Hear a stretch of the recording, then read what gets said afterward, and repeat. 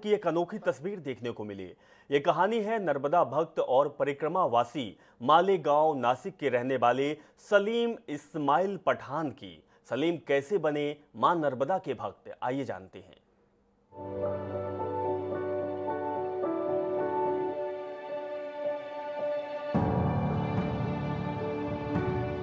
एक हाथ में लाठी, एक में कमंडल लिए, सफेद कुर्ता और लुंगी पहने सलीम इस्माइल पठान परिक्रमावासी हैं, जो मंडला से गुजरते हुए डिंडोरी की तरफ बढ़ रहे हैं।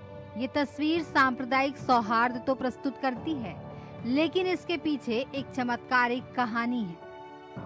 सलीम बताते हैं कि जब वो 5वीं कक्षा में थे, तब उनके आंखों की रोशनी चली गई। काफी इलाज कराने के बाद भी कोई लाभ नहीं हुआ।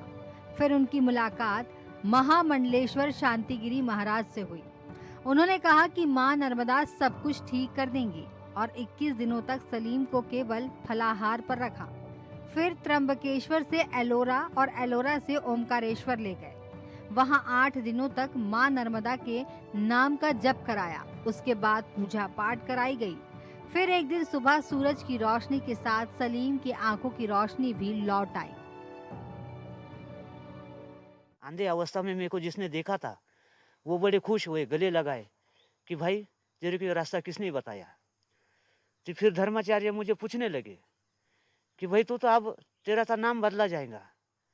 मैं बोला नहीं, शांतिगिरी नहीं बोले कि तुझे अगर मेरे पास रहना है तो तेरा नाम सलीम ही रहेगा, और नाम पठान ही रहेगा।